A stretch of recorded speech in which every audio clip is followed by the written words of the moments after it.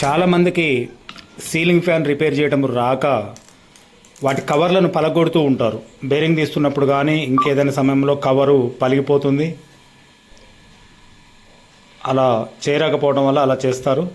చూడండి, ఇప్పుడు ఇక్కడ ఒక ఫ్యాను 2 కవర్లకి ఒక కోరు, 2 బేరింగ్స్, ఒక కండెన్సరు ఇన్స్టాల్ చేయాలి.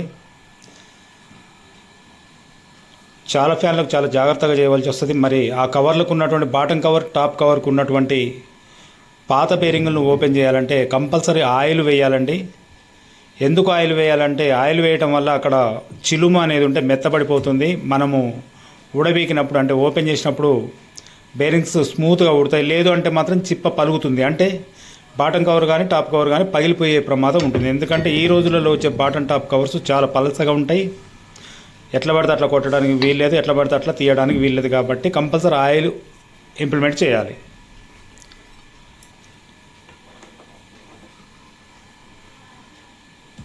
చూడండి, ఇక్కడ టాప్ కవర్ బేరింగు 6202 నెంబర్ గల బేరింగ్ ఉంటుంది.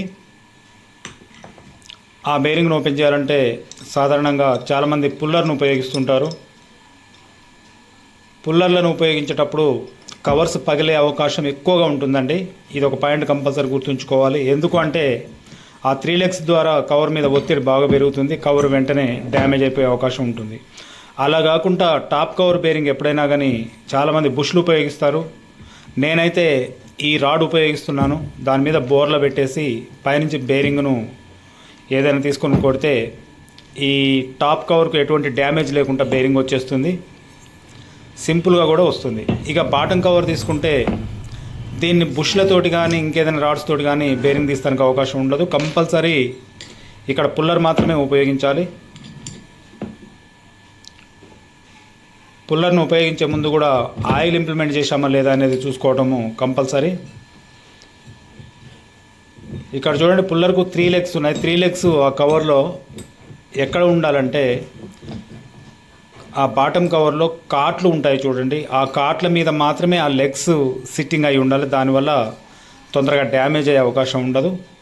అలా కాకుండా సైడ్కి పెడితే వెంటనే పగిలిపోయే అవకాశం ఉంటుంది. చూడండి, ఆయిల్ ఇంప్లిమెంట్ చేయడం వల్ల బేరింగు ఎంత ఈజీగా ఊడొచ్చిందో. అలా మనం సునాయాసంగా బేరింగ్ను తీయాలి. చాలా కష్టపడి తీస్తే ఆ కవర్ డ్యామేజ్ అయిపోయే అవకాశం ఉంటుంది. ఇక కొత్త బేరింగులు ఇంప్లిమెంట్ చేసేటప్పుడు వాటికి కంపల్సరీ గ్రీస్ అప్లై చేయాలండి. చాలామంది కొత్త బేరింగ్లే కదా గ్రీస్ ఎందుకు అని చెప్పి గ్రీస్ అప్లై చేయకుండా అలాగే వదిలేస్తుంటారు. తద్వారా ఒక నెల రోజులలోనే బేరింగ్స్ చెడిపోయే అవకాశం ఉంటుంది. అంటే ఫ్యాన్ హీట్ అవుతుంది కనుక ఉన్న కాస్త గ్రీసు అరిగిపోయి వేడయి బేరింగ్ సౌండ్ వచ్చే అవకాశం ఉంటుంది. కాబట్టి కొత్త బేరింగులలో కూడా కంపల్సరీ ఒరిజినల్ గ్రీస్ను ఇంప్లిమెంట్ చేయాలి.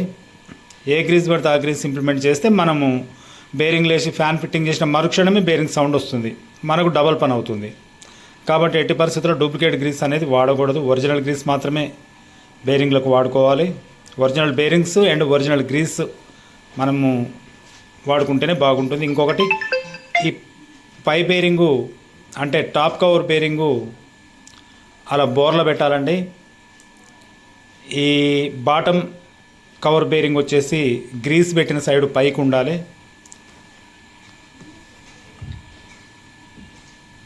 చూడండి, అలా పైకి పెట్టాలి.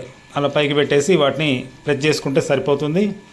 ఎట్టి పరిస్థితుల్లో బేరింగ్స్ లూజ్ ఉండకూడదండి, కవర్లో లూజ్ ఉండకూడదు.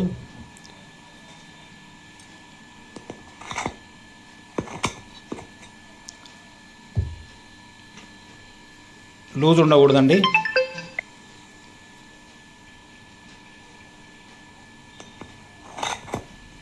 ఇప్పుడు కొత్త స్టేటర్ అంటే కొత్త కోర్ను పెట్టి ప్రెస్ చేస్తే అలా స్మూత్గా సెట్ అయ్యేలా మనం అరేంజ్మెంట్ చేసుకోవాలి.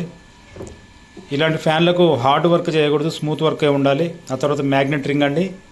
మ్యాగ్నెట్ రింగ్ను ఇటు వెళ్ళకిలా కానీ ఇటు బోర్లా కానీ ఎటు సైడ్ అయినా పెట్టవచ్చు. కానీ ఎటు సైడ్ పెడితే కరెక్ట్ అవైలబిలిటీ ఉంటుందో అటు సైడే పెట్టాలి.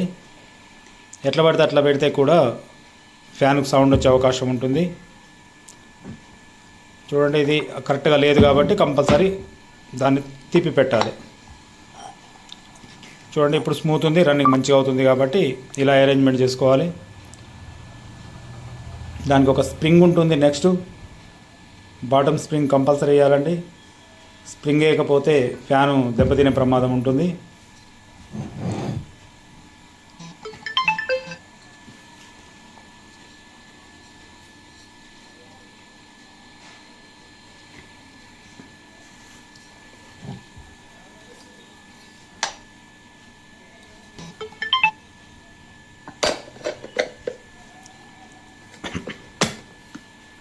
చూడండి అలా స్మూత్గా ఇంప్లిమెంట్ అయ్యేటట్లు మనం ఫ్యాన్ చూసుకోవాలి. ఎట్టి పరిస్థితుల్లో ఫ్యాను 2 కవర్స్ కూడా హార్డ్గా ఎక్కేలా చూడకూడదు. ఎక్కడ కూడా హార్డ్ వర్క్ అనేది ఉండకూడదు. స్మూత్గా ఉండాలి. అప్పుడు మాత్రమే ఫ్యాన్ యొక్క లైఫ్ కానీ ఫ్యాన్ యొక్క మన్నిక కానీ మనము కొత్త ఫ్యాన్ కొనుక్కొచ్చుకుంటే ఎలా ఉంటుందో ఇలా చేస్తే ఈక్వల్ టు కొత్త ఫ్యాన్ లాగా మాత్రమే అది ఉంటుంది.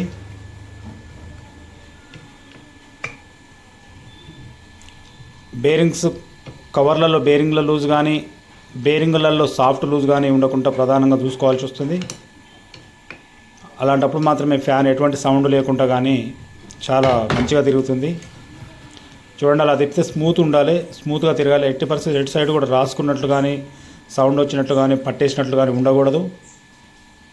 చూడండి ఎంత స్మూత్గా ఉందో అలా ఉండేలా చేయాలి.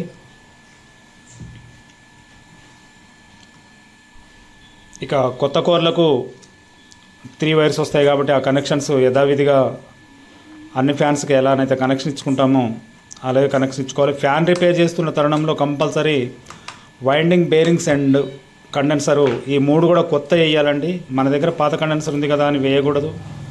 లేదా మన దగ్గర బేరింగులు రన్నింగ్ ఉన్నాయి కదా పాతవి అని మనం వేయకూడదు. కంపల్సరీ కస్టమర్ దగ్గర డబ్బులు తీసుకుంటున్నాం కాబట్టి ఖచ్చితంగా కొత్తవి అక్కడ ఇంప్లిమెంట్ చేయాలి.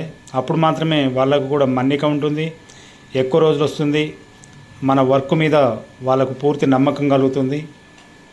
అంతేగాని ఇష్టం ఉన్నట్లు చేసిస్తే మన మీద ఉన్నటువంటి ట్రస్ట్ పోయే అవకాశం ఉంటుంది కనుక మనము ఇష్టం వచ్చినట్లు ఫ్యాన్ల రిపేర్లు చేయకూడదు. ఇక్కడ మనీ ముఖ్యం కాదు, వర్క్ ముఖ్యం. వర్క్ స్మూత్గా చేసుకుంటే చాలా బాగుంటుంది. చూడండి ఎంత స్పీడ్ తిరుగుతుందో, కొత్త ఫ్యాన్ ఎంత స్పీడ్ తిరుగుతుందో ఈ ఫ్యాన్ కూడా అంతే స్పీడ్ తిరుగుతున్నది. ఈ వీడియో మీకు నచ్చితే లైక్ చేయండి, షేర్ చేయండి, బెల్ ఐకాన్ ఆన్లో ఉంచుకోండి, కామెంట్ రాయండి.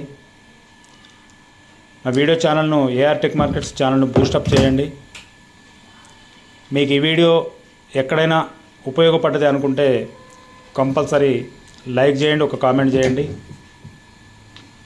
ఇంతసేపు నా వీడియోను స్కిప్ చేయకుండా చూసిన ప్రతి ఒక్కరికి నా ధన్యవాదాలు తెలియజేసుకుంటున్నాను. చూడండి ఎంత స్మూత్గా తిరుగుతుందో, కొత్త ఫ్యాన్ ఎలా తిరుగుతుందో అలా తిరుగుతుంది. థ్యాంక్ యూ అండి.